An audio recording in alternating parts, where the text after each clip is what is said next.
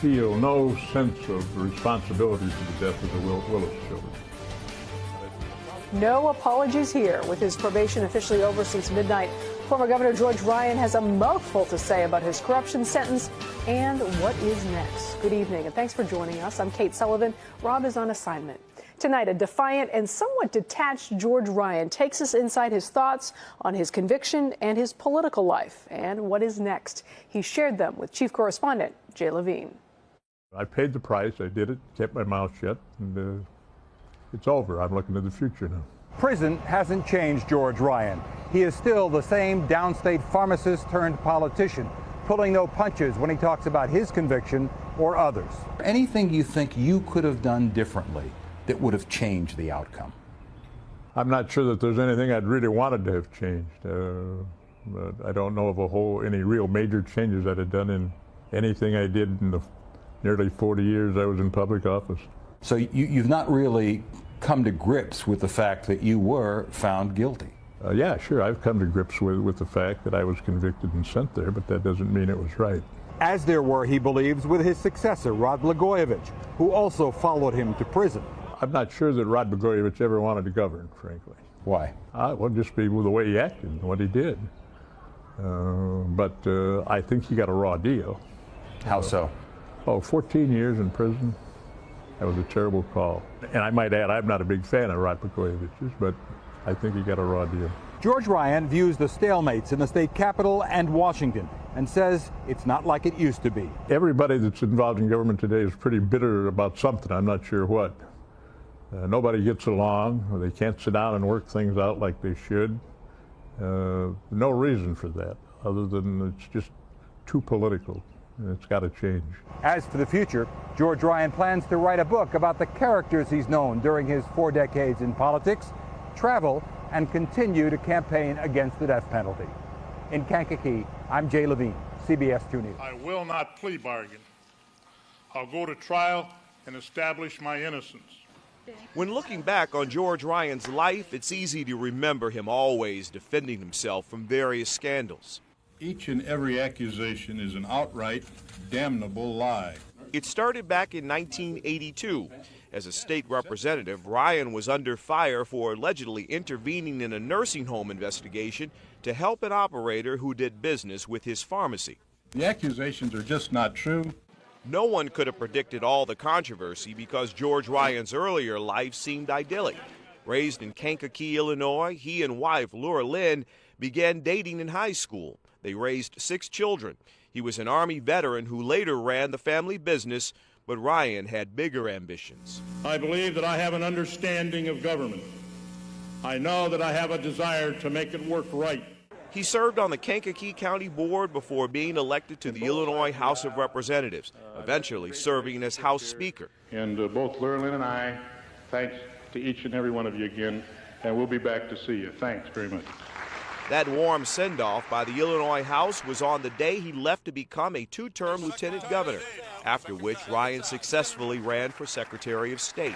My first goal and my first priority has been and will continue to be drug abuse prevention, mainly through education. The scandal that would eventually send George Ryan to prison began during his time as Secretary of State.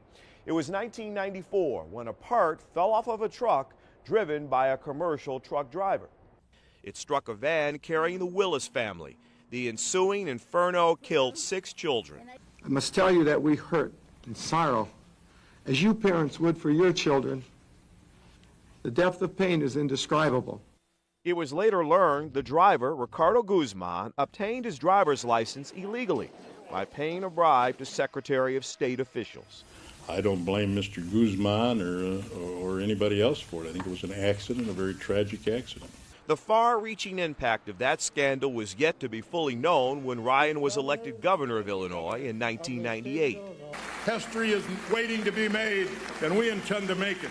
Venían de Boston. He made history the next year by being the first sitting governor to meet with Cuban President Fidel Castro. We hope to usher in a new era of cooperation and understanding. Also in 1999, Ryan and legislators created Illinois First, a multi-billion-dollar public works program to rebuild roads, schools, and transit. It was the next year, in 2000, when Ryan made a decision that would become a central part of his legacy. He ordered a moratorium on the death penalty.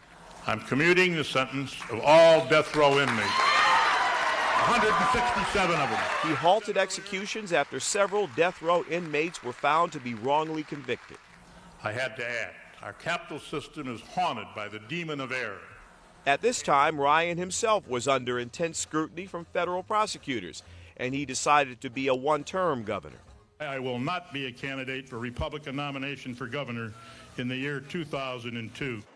He was charged in 2003 and then convicted in 2006 on corruption charges stemming from his Secretary of State years. I believe this decision today is not in accordance with the kind of public service that I've provided to the people of Illinois over 40 years.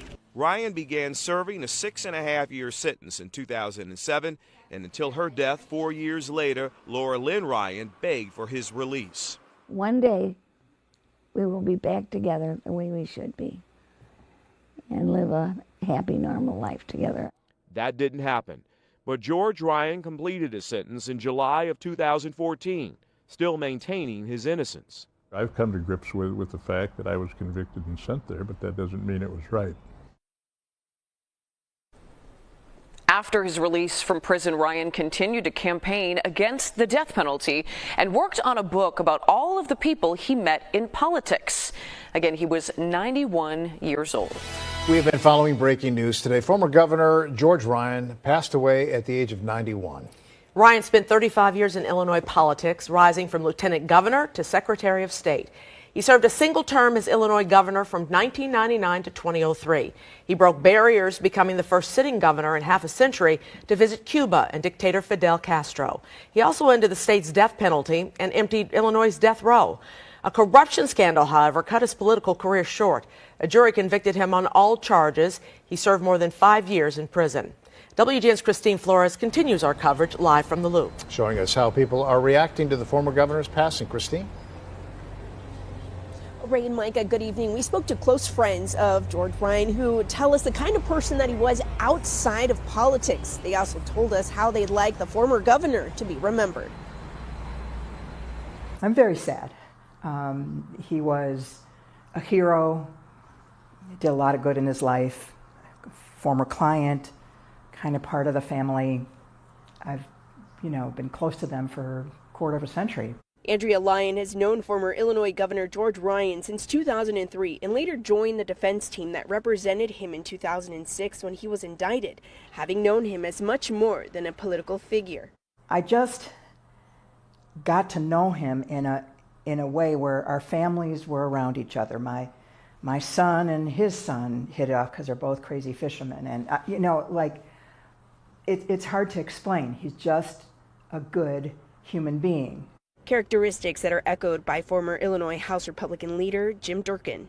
He was a man that didn't express any bitterness or any type of criticism for people that were involved with his case. He accepted his responsibility and he understood the consequences and he moved on with his life. In 2006, Ryan was convicted of federal corruption charges, accused of racketeering, conspiracy, tax fraud, and making false statements to the FBI. He was then represented by attorney Dan Webb. He was just a very dear friend. He was actually a quiet and soft-spoken person, but he had enormous insights into what problems were being faced by Illinois. He had this incredible way about him in which he was able to find ways to bring adversaries together to get difficult issues done. And I've said that he bridged the gap between Republicans and Democrats in Springfield. Not an easy thing to do. He stood up and he did something, and he let himself care about the common man. The former governor grew up in Kankakee. At this time, his cause of death is not clear. For now, reporting live. We'll send it back to you guys in the studio. Thank you, Christine. Editor Mike Flannery covered George Ryan for many years, from the state capitol to prison and beyond. He is joining us now this afternoon, and listening to Paris's report just reminds you of his legacy, what he accomplished. I want to hear from you, though, Mike. When you think of George Ryan, what do you think he would and should be remembered for? Well, you know, he had a gruff exterior, Sylvia. He could harumph with the best of them. But he, in addition to being bipartisan, he did some big and bold bipartisan things, a big public works project, multi-billion-dollar project that really helped to boost Mayor Richard M. Daley in the 90s. There were projects at the CTA and the Chicago Public Schools in Chicago, as well as in the suburbs and downstate. And it was actually the Illinois Farm Bureau pushing for years to sell soybean and corn and wheat to Cuba that prompted Ryan to become the first ever U.S. sitting governor to go meet with Fidel Castro.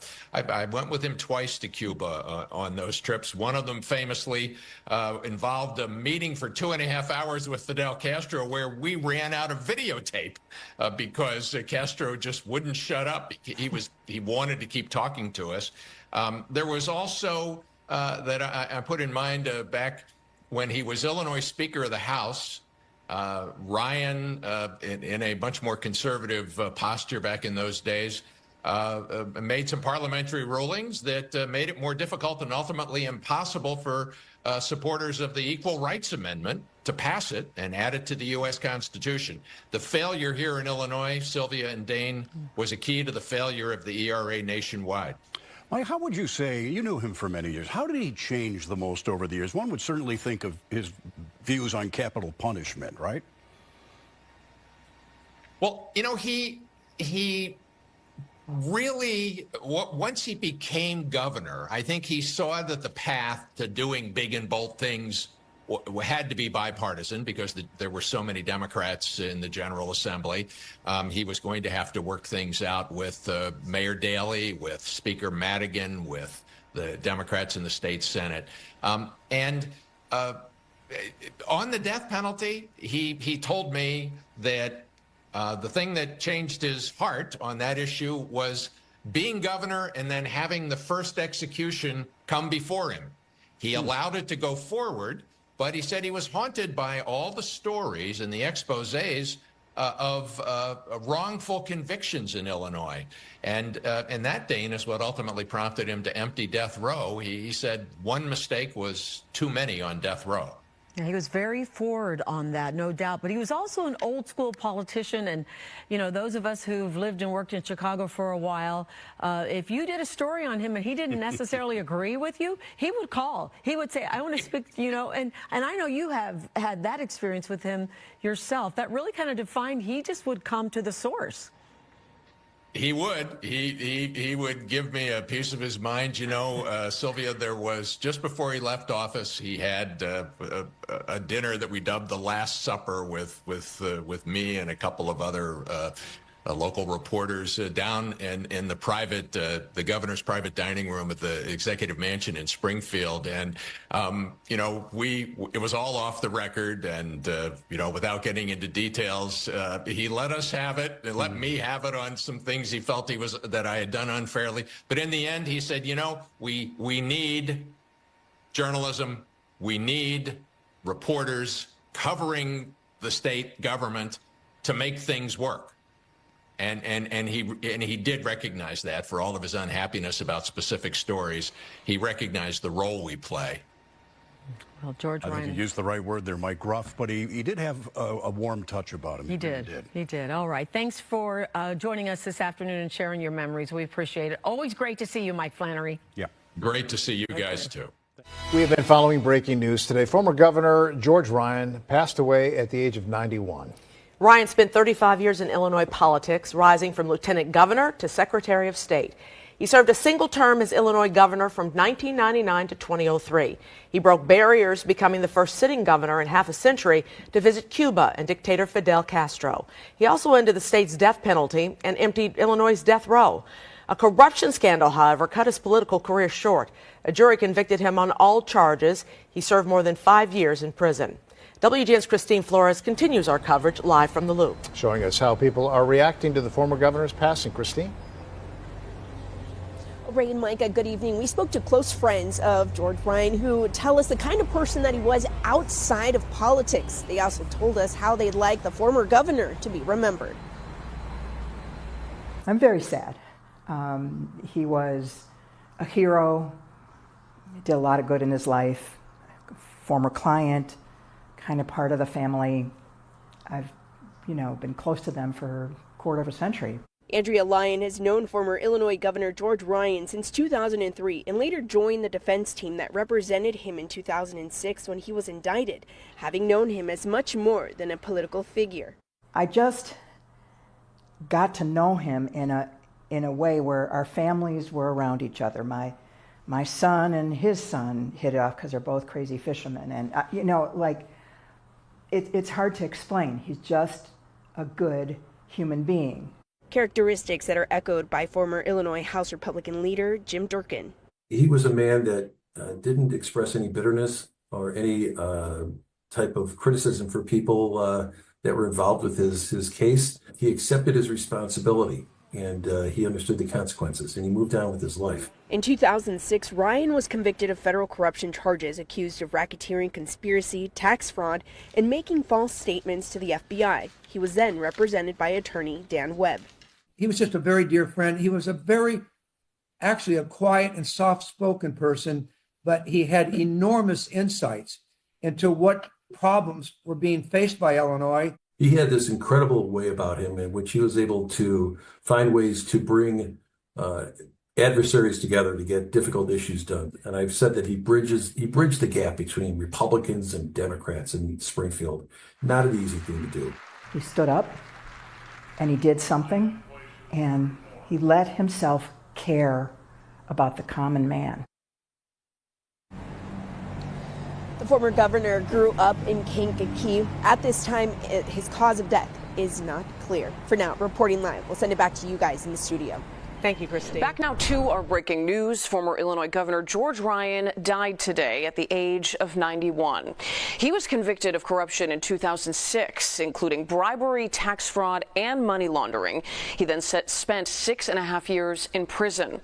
Joining us now is Mike Flannery, former CBS News Chicago political editor. Mike, thanks for being with us. You covered Ryan's rise from legislator from Kankakee to governor, then his fall. So I'm curious to hear on this day as you're reflecting, if you could give us some insights into what that run was like. Well, those crimes that you mentioned were certainly terrible, and he paid by going to prison and certainly was disgraced. But, on the day that he died earlier today after being in declining health for about 6 months. The cancer had come back. That's what, in the end, what killed him, apparently. I'm put in mind of the remarkable things that he did as governor. He passed an infrastructure program called Illinois First, multi-billion-dollar projects in the suburbs, downstate, in the city. Commuters on the Eisenhower Expressway still have him to thank for having gotten rid of the Hillside Strangler out there, that congestion point that was moved a mile or two east by the expansion of the Eisenhower there. And Marie, I'm also put in mind of his trip to Cuba. Mm-hmm. I went there twice with him.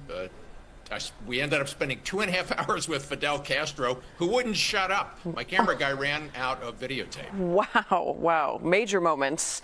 And Mike, I want to talk about another one, because you can't talk about George Ryan without speaking on his role in halting executions in Illinois. This was such a strong conviction of his.